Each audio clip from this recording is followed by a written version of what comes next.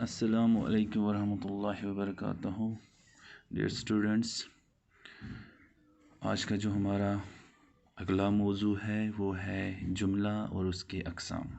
ٹھیک ہے، تو جملہ اور اس کے اقسام اس پر بات کرنے سے پہلے ہمیں جملے کے بارے میں پوری طرح سے معلوم ہونا چاہیے کہ جملہ کسے کہتے ہیں. اگر ہم انگلش کی بات کرتے ہیں تو آپ اس کی ڈیفینیشن سے بخوبی واقف ہو. A group of words that makes a complete sense known as sentence. اور اسی کو اگر ہم اردو میں کہتے ہیں تو ہم یہ کہہ سکتے ہیں کہ الفاظ کے ایسے مسلسل مجموعے کو جملہ کہتے ہیں جس سے سننے والا بات کو پوری طرح سمجھ لے اور اس کا مفہوم حاصل کر لے، چاہے بات تقریر یا تحریر میں ہو.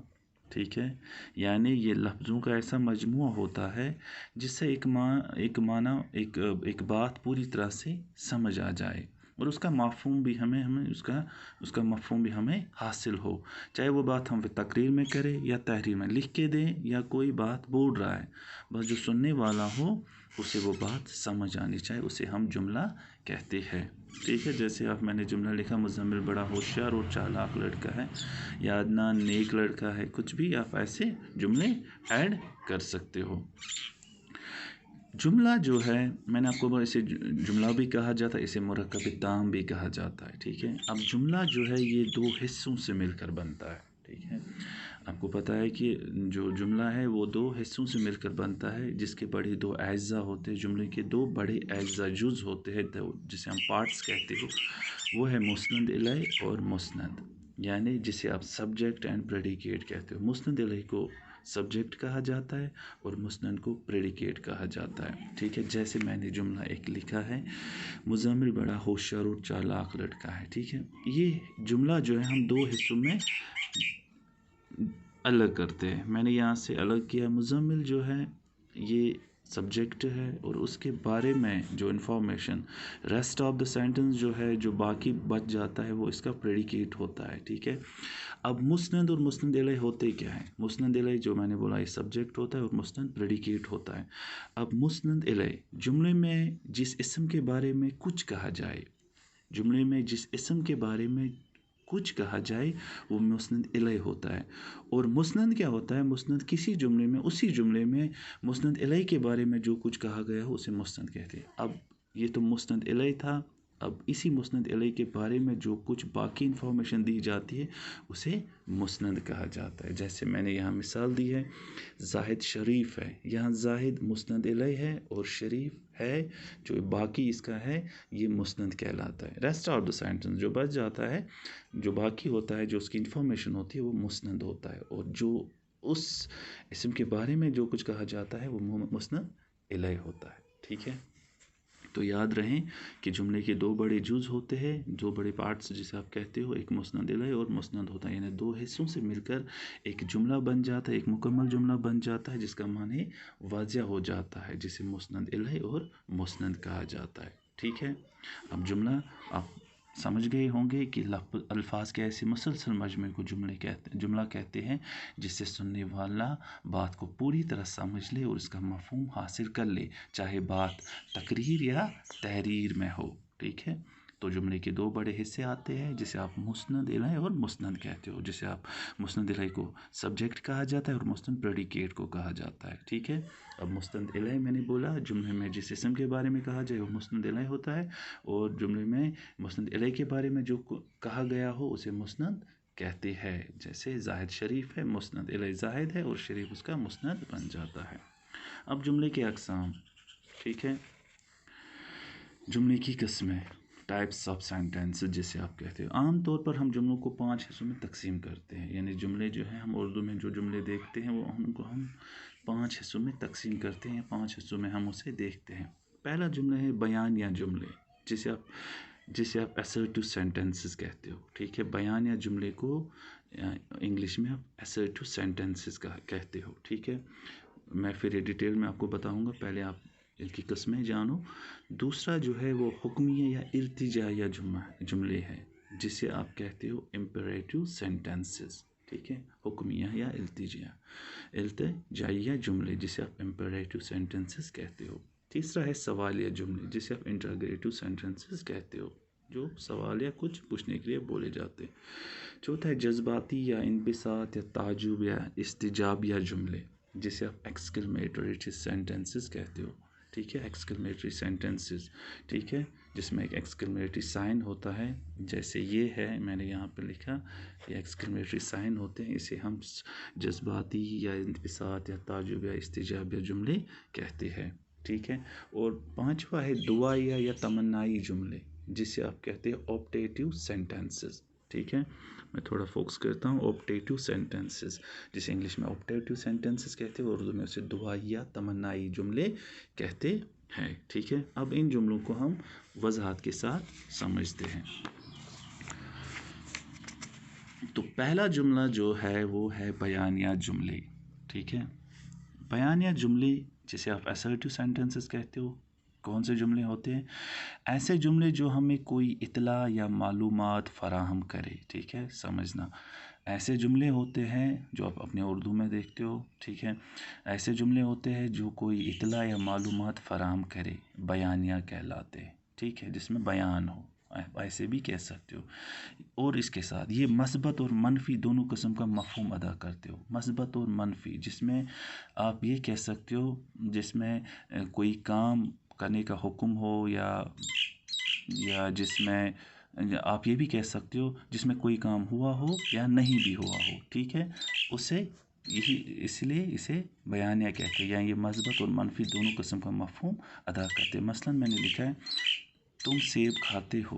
ٹھیک ہے، یعنی ایک بیان ہوا ہے، ایک اطلاع، ایک معلومات فراہم ہوئی ہے کہ تم سیب کھاتے ہو. میں ایک استاد ہوں. ٹھیک ہے، ایک اطلاع دی گئی ہے کہ میں ایک استاد ہوں. اسلم جھوٹ نہیں بولتا ہے، یہاں بھی ایک معلومات، ایک اطلاع دی گئی ہے کہ وہ جھوٹ نہیں بولے. تو یہ ایسے جملے جب آپ دیکھتے ہو تو انہیں بیانیہ جملے کہا جاتا ہے، جس میں کوئی معلومات، جس میں کوئی اطلاع فراہم کی گئی ہو. ٹھیک ہے. تو اس کے بعد جو آتا ہے وہ ہے سوالیہ، یا جسے آپ استفہامیہ جملے بھی کہہ سکتے ہو، جسے انٹراگیٹو سینٹنس انگلش میں کہا جاتا ہے. یہ ایسے جملے ہوتے ہیں جن میں کوئی سوال یا کچھ پوچھا جائے، جن میں سوال کیا جاتا ہے یا کچھ پوچھا جاتا ہے. جیسے آپ، یہ بالکل آسان ہے، آپ کا نام کیا ہے، تم کہاں رہتے ہو، تمہارا کام کیا ہے، کہاں جا رہے ہو، یہ سب کیسے ہوا. تو یہ سبھی جو ہے جہاں پہ ایک سائن آ جاتا ہے انٹراگیٹو کا، وہ ہے سوالیہ جملے. ٹھیک ہے، جسے آپ استفہامیہ یا سوالیہ جملے کہتے ہو. تو یہ دوسری قسم تھی. تو تیسری قسم ہے حکمیہ یا التجابیہ جملے، جسے آپ امپریٹو سینٹنسز کہتے ہو، یعنی حکم، جس میں کسی چیز کا حکم دیا جائے. وہ جملے جن میں کام کرنے یا نہ کرنے کا حکم یا التجا یا نصیحت پائی جائے. ٹھیک ہے، مثلا دروازہ کھولو، سچ بولو، جھوٹ مت بولو، وہاں نہ جاؤ، یہ کام کرو. ٹھیک ہے، کھڑکی بند کرو. یہ ایسے جملے ہیں جس میں حکم یا التجا یا کوئی نصیحت پائی جاتی ہے. تو ایسے جملوں کو حکمیہ اور التجابیہ جملے کہا جاتا ہے، جسے انگلش میں امپریٹو سینٹنسز کہا جاتا ہے. ٹھیک ہے، تو ایسے جملے جب بھی آپ کو دیکھنے کو ملتے ہیں تو آپ وہاں پہ اس جملے کو، تو وہاں پہ آپ بڑی آسانی سے اس جملے کو پہچان سکتے ہو کہ یہ جملے حکمیہ ہے، جہاں پہ کوئی بھی کام کرنے کا حکم یا التجا یا نصیحت پائی جائے. ٹھیک ہے. تو اس کے بعد جو ہے وہ ہے دعائیں یا تمنائی جملے، جسے آپ آپٹیٹو سینٹنسز کہتے ہو.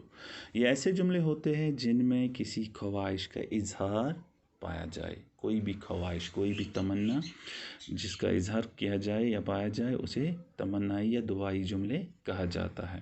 جیسے اللہ تمہاری عمر دراز کرے، اللہ آپ کو کامیاب رکھے، اللہ آپ کو خوش رکھے. تو ایسے، یا کاش میں امیر ہوتا، کاش میرے پاس یہ چیزیں ہوتی. تو ایسے جملے جب بھی آپ دیکھتے ہو تو انہیں دعا یا تمنائی جملے کہا جاتا ہے، جنہیں آپٹیٹو سینٹنس کہا جاتا ہے، جس میں آپ کسی چیز کی خواہش ظاہر کرتے ہو یا جن میں کسی خواہش کا اظہار کیا گیا ہو، اسے آپٹیٹو سینٹنسز کہا جاتا ہے یا دعا یا تمنائی جملے کہا جاتا ہے. ٹھیک ہے، جیسے میں نے مثالیں دی ہے، اللہ تمہاری عمر دراز کرے، یا آپ خواہش ظاہر کرتے ہو.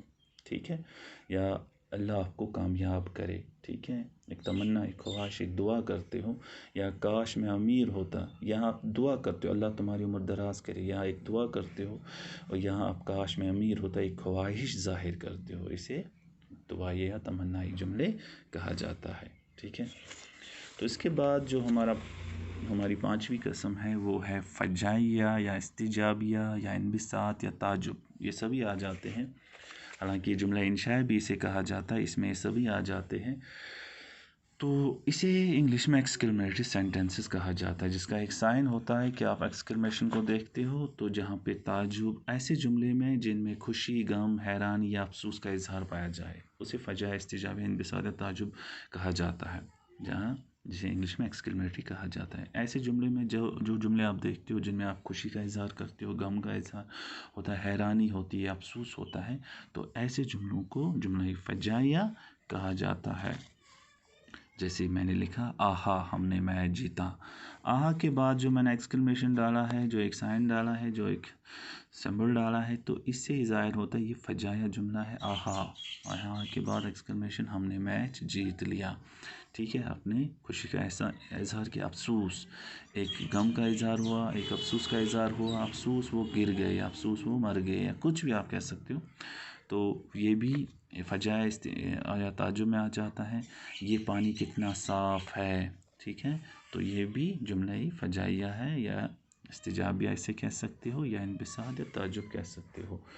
तो इसका आपको याद रखना है कि फजाया का जो साइन है, जो ये है एक्सक्लेमेटरी साइन, ये आप याद रखें, इसे इंग्लिश में फजाया कहा जाता है, एक्सक्लेमेटरी साइन सेंटेंस कहा जाता है, जो आपकी तरकीब नहवी में कभी आ जाते हैं। ठीक है, तो ये जुमले की 5 किस्में हैं जो आपको आगे जाके अगली क्लास में काफ़ी ज़रूरत पड़ जाएगी, इसलिए इन जुमलों का मैंने ये ज़ाहिर किया, आपको आपके सामने वाज़ह कर दिया, ताकि जो अगली क्लास हम पढ़ने जा रहे हैं उनमें आप ये चीज़ें याद रखोगे। तो ये 5 किस्में जो मैंने बयान की है, आप इन्हें अच्छे से फिर से दोहराएंगे, आप इस चीज़ को फिर से देखेंगे, आप इसे नोट करेंगे, ताकि ये चीज़ें आपको याद रहेंगी। तो फ़िलहाल आज की इस क्लास में इतना ही, और अब अगला जो हमारा टॉपिक है, हम सीधे तरकीबी नहवी पे आ जाएंगे, क्योंकि तरकीबी नहवी सीखने से पहले मैंने आपको ये बता दिया था कि हमें मुरक्कबात का इल्म होना चाहिए, हमें हरूफ का इल्म होना चाहिए, और हमें जुमलों के बारे में मालूमात होनी चाहिए, तभी हम तरकीबी नहवी के जुमलों को सही से समझ और सीख सकते हैं, और जब हम उनकी तरकीब करेंगे तब हमें वो बिल्कुल करने में उनकी आसानी दिखे। तो इसीलिए ये चीज़ें ज़रूरी थी, और आगे जो हमारी अब क्लास आने वाली वो तरकीबी नहवी पे इंशाल्लाह होगी। तो ये आज की जो वीडियो है, आज की जो क्लास है, आप इसे गौर से देखें, इन जुमलों को अच्छे से याद रखें और इस चीज़ को नोट करें। आज के लिए फ़िलहाल इतना ही। अल्लाह हाफ़िज़।